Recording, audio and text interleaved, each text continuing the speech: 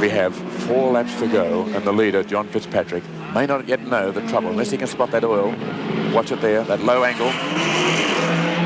Now, he has a margin of how much? Oh, around about a minute 20, I think it may be a little bit more, but he can't stop. It's as simple as that. He has to go until this thing breaks. He must go. In the pits, I can imagine the anguish going through the minds of Bobby Morris and Ron Hodgson. And these are the men who are really suffering.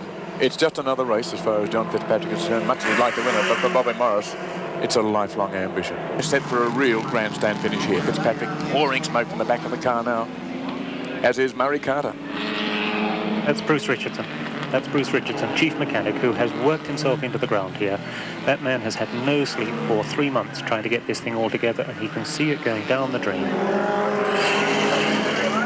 Yes. Just 6 kilometres to go, the last lap.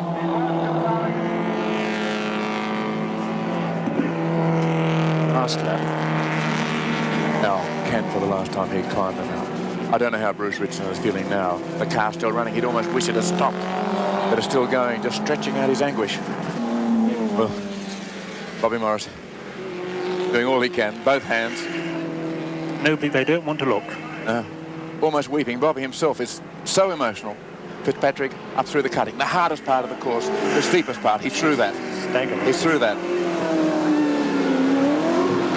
Can he get down? Almost at the end of the climb. The marshal's waiting him on. Look at the flag marshals there. They'd get out and push if they could. That's the man from Castrol in there, almost weeping with emotion as well. So many people with so many hopes. There's Bobby Morris waiting there.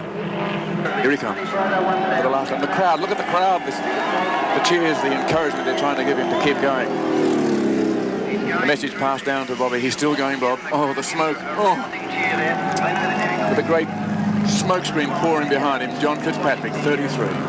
One of the great touring car endurance drivers of the world. Colin Bond on the mountain after him. He's not going to be that far behind going through the cutting. It depends just as the situation is reversed. As Bobby Morris's car, being driven by John Fitzpatrick, goes down through the bend for the last time. There's Bruce Richardson. He can't bear the pain of waiting. He's down the mountain. He's on the straight now. He's got a chance. He's got these humps to get over, and their final cruel little rise from the last bend.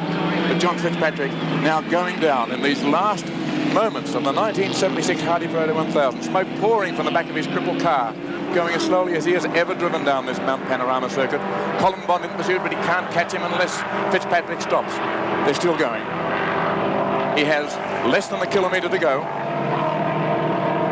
Colin Bond only about a kilometre behind him and really going hard, trying to make it up. All he needs is for Fitzpatrick to stall on the last bend, and Bond will snatch victory. Smoke is pouring from the back of the car, but he's going to do it, I think. He's coming down to the bend for the last time. And it's John Fitzpatrick through the bend, the car still driving. And he waves, he's got the checkered flag, and it's John Fitzpatrick who wins for the Ron Hodgson team. And in the pits, can you imagine the elation that's going on in there? Bobby Morris, he's just too upset to know whether to laugh or to cry or what to do.